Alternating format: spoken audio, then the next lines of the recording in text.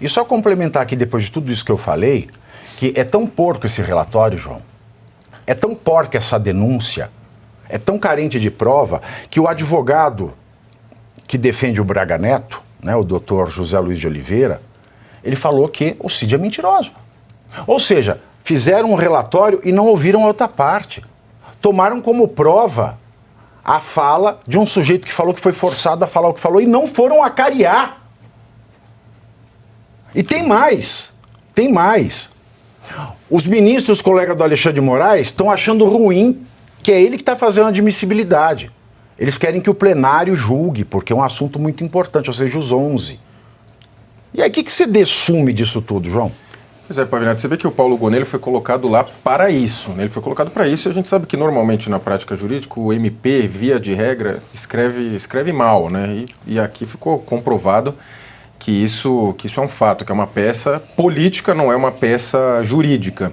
E é possível se questionar a época após o segundo turno das eleições, a forma com que o Jair Bolsonaro atuou, no sentido de ficar em silêncio, no sentido de postar fotos com enigmas. Isso é possível a gente falar que não tenha sido a melhor estratégia, mas ele ainda estava no governo e isso não é crime. Não é crime ele postar aquelas fotos lá com pilha de copos e a pessoa ficar cogitando aqueles enigmas.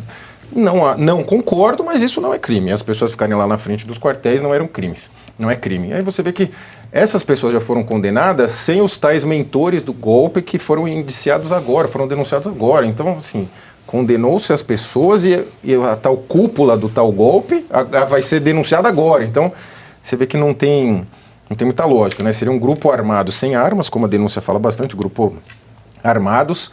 Fala-se que os comandantes não teriam aceitado, mas seria só ele trocar o comandante, ele era o chefe. Falou, esse comandante, você não aceita dar golpe? Então troca o comandante. E vale lembrar, o Bolsonaro, na véspera de deixar o cargo, nomeou os chefes das Forças Armadas indicados pelo Lula, pensando justamente numa transição tranquila. Todo mundo sabe disso. O Bolsonaro nomeou os indicados pelo Lula na véspera de sair, João. Não, seria ser o golpe mais tosco de todos os tempos. Eu vou dar um golpe com os seus indicados.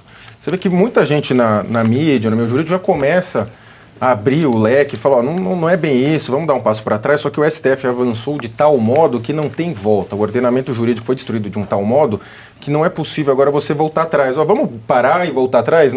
Me parece que não tem como. O próprio Supremo não tem como voltar atrás. Ele criou essa denúncia ao mesmo tempo que o Alexandre de Moraes está se enroscando no exterior. A primeira turma que vai julgar é composta pelo Moraes, Dino, Zanin, Carmen Lúcia, Fux, o próprio Flávio Dino, que era ministro do Lula, né, nesses fatos. Que né? sonegou as imagens. Sonegou as imagens. Porque ele fala assim, pediram tarde demais, e aqui funciona assim. As câmeras gravam, passou 6 meses, elas são... Agora, o cara era juiz federal. João. O cara era juiz federal. Qualquer juiz federal sabe que as imagens têm que ser preservadas para investigação. Ainda mais quando o seu número 1 no Ministério da Justiça, o Capelli, se tornou interventor do Distrito Federal. Ou seja, nós temos um sonegador de prova para este caso que vai julgar o caso. E que era do governo. Ele era do governo, chamava o bolsonarismo da pior coisa do Brasil, ele tem declarações nesse sentido e não se declara suspeito, e vai tudo ocorrendo. Agora, o que é importante dizer é que essa situação toda, ontem saiu, a hora que saiu a denúncia, já passado 20, 30 minutos, já tinha esses jurídicos de sempre da esquerda, os símbolos, falando, eu li a denúncia, a prova é muito robusta e não sei o quê. Vocês envergonham o direito, envergonham o meio jurídico. Vocês já estavam lá com um discurso pronto, como a esquerda normalmente age em manada, vai o símbolo é esse e vão... Não espere vergonha de sem vergonha. Exatamente. Porque eles estão tranquilos, porque assim, se o estado de exceção se romper e voltar em tese a uma normalidade, eles vão agir com a maior normalidade do mundo. Eles vão agir normal e vão criar uma narrativa de que foi tudo errado, que foi um golpe dentro do golpe de outro golpe. Então, assim, o STF avançou tudo e na minha visão, não tem mais volta. A gente não sabe o que vai sair daí, porque não tem como você voltar atrás e falar, agora vamos brincar de Estado de Direito. Na minha opinião, não sei como vai sair desse meio, que está encalacrado agora, porque o Alexandre de Moraes tem um processo no exterior. Ele vai jogar o processo, ele era parte, ele é o suposto vítima, o Lula também vítima. Então, assim, não sei o que vai sair. Enquanto isso, a anistia no Congresso, segue parada, não sei que fim vai dar, Pavinato. E tá tudo errado, né, Ana Paula? O que a gente falou ontem aqui? Tentar derrubar um governo legitimamente eleito. Quando a gente pega a lei processual, o TSE deslegitima a eleição desse governo. Vou ficar só no exemplo da resolução de outubro de 2022, uma resolução ilegal. Esse é um ponto 1. Depois agora, com as revelações da USAID, depois que nós descobrimos que uma fundação estrangeira, a fundação do Jorge Soros, financiou indiretamente o TSE, através do Instituto do Felipe Neto, que tem o Instituto Vero, que prestou o serviço para o TSE com os chatbots de fake news do TSE, nós não tínhamos, portanto, um governo legitimamente eleito para derrubar. E mesmo assim eles continuam. E aí? Bem no momento em que a casa caiu, por quê?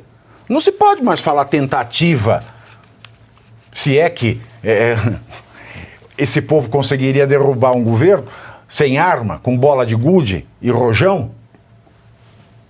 Como é que a gente vai falar que tinha um governo legitimamente eleito quando a gente sabe agora que esse governo não foi legitimamente eleito?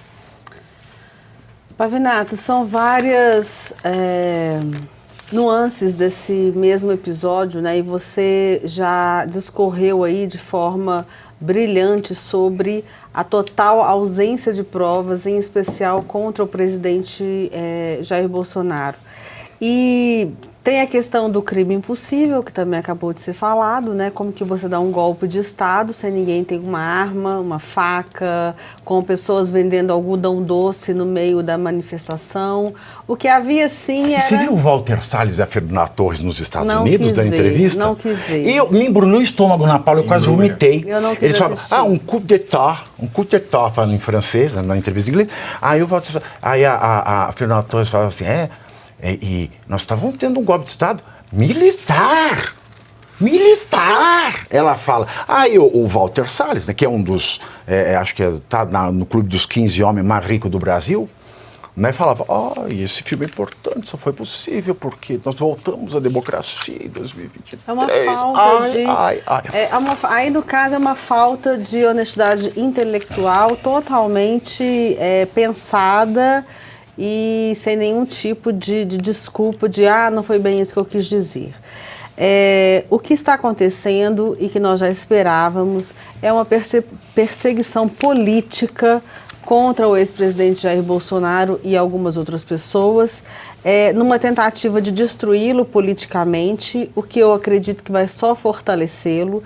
Já foi destrinchado aqui brilhantemente por você, Pavinato, que não existe Eu peço provas... até desculpa por ter falado tanto, mas eu achei Mas eu acho que foi trazer. imprescindível, porque é muito bom que fique extremamente claro que não existem provas nessa denúncia, não existem provas nesse processo e ninguém pode ser condenado sem provas. Aquele que denuncia, ele não pode se eximir de apresentar as provas de sua denúncia. Ele não pode se desincumbir do ônus da prova. E isso não foi feito nessa peça processual. Fora isso, dizer que o presidente Bolsonaro havia concordado com o ato de matar o então presidente eleito Lula da Silva é de um absurdo que causa náuseas, porque o presidente Jair Bolsonaro, em sua primeira campanha eleitoral, teve sim uma tentativa de homicídio, sofreu uma tentativa de homicídio e não houve uma investigação decente. Aliás, o único líder que sofreu atentado foi ele. Exatamente. Não houve esse escarcéu tentando descobrir quem é, e concluiu-se que o ator, né, o Adélio era um lobo solitário. Quer dizer, é de uma incongruência que está tão claro e evidente que trata-se de uma perseguição política que fica até difícil comentar esse assunto. Então, é uma perseguição política. E a vítima julgando. Tem essa também, a vítima julgando. É uma perseguição política. Já foi dito aqui, eu quero ressaltar que o Flávio Dino sumiu com as imagens, que podiam provar o que realmente aconteceu naquela data, do 8 de janeiro. Se não sumiu, que é doloso, ele foi negligente. Foi negligente, o que é culposo. E agora ele vai julgar. Já foi mais do que comentado também que naquela ação, em qualquer país sério, e inclusive no Brasil, a polícia poderia ter chegado lá em minutos para evitar aquele vandalismo. Isso não aconteceu, quase que numa... digamos, a gente pode imaginar a hipótese, sim, de que foi facilitada aquela ação. Então, são tantas coisas que estão envolvidas aí e que é tão difícil a gente falar sobre tudo no tempo que a gente tem aqui, né, nesse programa, mas a conclusão final é a que nós já sabíamos. Há uma perseguição política contra o maior líder político do Brasil neste momento, que lota as ruas e avenidas e as cidades desse país. O Lula não consegue meia dúzia de gente para cantar, fingir que está cantando lá num evento de ambiente controlado que ele vai, porque ele não pode sair na rua. Então, é uma perseguição contra o maior líder político que o Brasil tem neste momento e é perigosíssima, porque pode ser levada a cabo e ele pode sim ser preso e condenado. Então, é muito importante, nós teremos aí uma manifestação no dia 16 de março, em que a gente está discutindo, vai ser impeachment de Alexandre de Moraes, impeachment de Lula, anistia. Não, nós temos que entrar em defesa severíssima, em defesa do presidente Jair Bolsonaro, que está sendo acusado sem provas. Sem provas. Sem provas. E isso é gravíssimo e é o maior... Olha, esquerda, Lula, Janja, quem mais quiser ouvir, ele é hoje o maior líder político do Brasil e, quiçá, da história do Brasil. Porque não me recordo de alguém que tenha feito tenha tido essa capacidade de aglutinação de brasileiros defendendo a sua própria pátria como o presidente Jair Bolsonaro. E estaremos com ele até o final. Olha, a Carmen Lúcia da turma do Moraes, veja, Caio Mastro Domênico, nós temos... E Fux. E o Fux. Nós temos uma denúncia baseada num relatório nulo. Nulo porque não acariou, já tem aqui denunciado falando que o delator é mentiroso, e um delator que na verdade é torturado, segundo o entendimento do próprio STF, o que causa anulação do processo. E é um torturado que ainda por cima diz que foi forçado a dizer o que disse, o que acarreta a anulação da delação, o que anula toda a base dessa denúncia. Fora isso, além do relatório nulo, nós temos, portanto, uma denúncia nula e sem prova. E nós temos uma aceitação dessa denúncia que não podia acontecer porque o relatório é nulo da polícia, a denúncia é nula, não tem prova, e mais ainda, aceita por um juiz que é a suposta vítima, portanto ele seria impedido porque ele seria vítima deste crime, desta tentativa. E não só isso, Caio. Nós temos na turma o advogado de outra vítima, que agora é ministro do Supremo, que é o Cristiano Martins. Zanin. O Cristiano Zanin Martins é o nome completo dele, Cristiano Zanin Martins. O Cristiano Zanin Martins não é só ex-advogado de décadas de uma das vítimas. Ele também tem no Lula como... O Lula é padrinho de casamento do Cristiano Zanin Martins. E aí? O Lula é padrinho de casamento. O juiz não pode julgar. Aí então tem uma vítima, que é juiz, o outro que é... A outra vítima é padrinho de casamento do outro juiz. Aí você tem o Dino, que se não sumiu com imagem, tem culpa, porque deveria saber, como juiz federal ainda mais, que deveria guardar a imagem. Então, ou seja, ele causou prejuízo ao processo penal. E ainda tem a Carmen Lúcia, que fraudou as eleições junto com Alexandre de Moraes, assentindo com a resolução de outubro, quando a lei só fala que pode até 5 de março. Então a gente tem, dos 5 juízes dessa turma, 4 que não poderiam ser juízes desse processo. Aí, Isso sai dessa maneira que eu te falei, estranhamente, 3 protocolos no mesmo minuto, aí já tem uma fake news no site do MPF e depois vai indo, pouco e pouco, as outras denúncias. Aí você vai olhar, as peças são idênticas. Será que tem alguma coisa a ver, Caio, com a pesquisa que saiu, de que o Bolsonaro bateria Lula no primeiro e no segundo turno com folga? Mas, ou você leu o meu papel aqui, ou a gente está alinhado muito bem.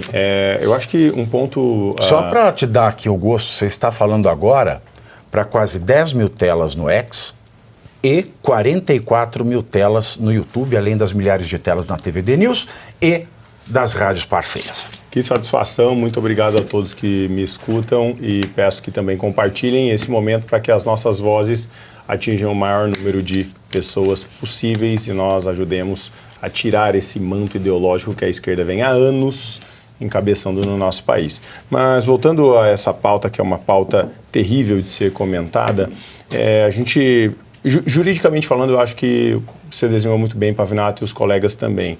É uma ação política, né, e não uma ação jurídica. Agora, quantas vezes o Ministério Público não foi ouvido pelo STF nos inquéritos diversas vezes, né? Então, o Alexandre de Moraes e os outros ministros, eles abrem os inquéritos, as suas investigações, inclusive com pareceres contrários ao Ministério Público. Isso daqui não faria a menor diferença. Mas, neste momento, ter a PGR ao lado, né, embasando essa denúncia, esse inquérito, faz parte do que o próprio Lula comentou na CNN há um tempo atrás, que disse ele ao vivo, não tem a menor chance de o Bolsonaro retornar à presidência da República. Isso vai depender da nossa capacidade de construir a narrativa correta. É muito óbvio que, este momento, eles estão tentando construir essa narrativa correta.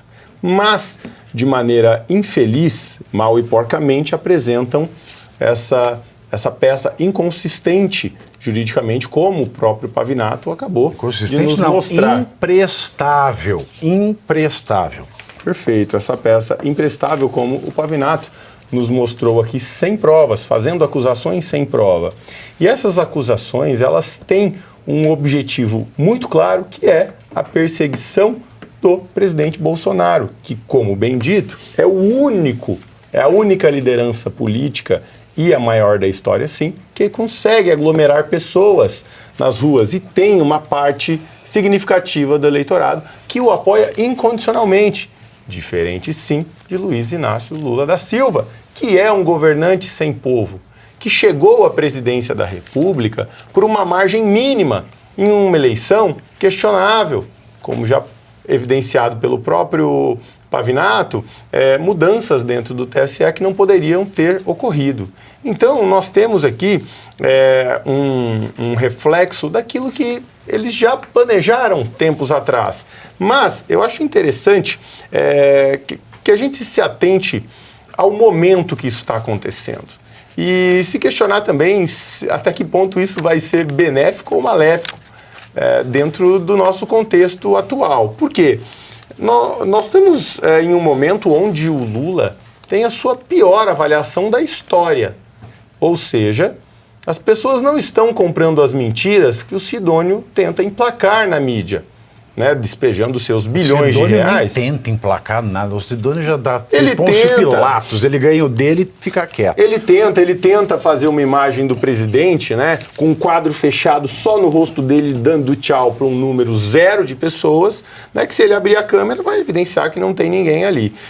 Então eles tentam, de alguma maneira, né, ludibriar a verdade para o eleitorado, mas o eleitorado está em um momento de descrença com a figura do presidente Luiz Inácio Lula da Silva. E nesse momento eles estão tentando agora iniciar uma guerra contra o presidente Bolsonaro, que é a maior liderança política do Brasil e, inclusive, pessoas estão vindo às redes sociais com frequência dizer sobre o arrependimento de ter votado no Lula e pedindo a volta do presidente Jair Bolsonaro. Então, juridicamente falando, eu concordo com você que a inconsistência ela é imprestabilidade. A imprestabilidade ela é tamanha. Agora, se eles estão tentando construir a narrativa correta, eu me questiono se essa é a narrativa correta, porque neste momento onde o governo está capengando e vai ter que fazer muita oração, seja qual ela for, para conseguir terminar esse governo,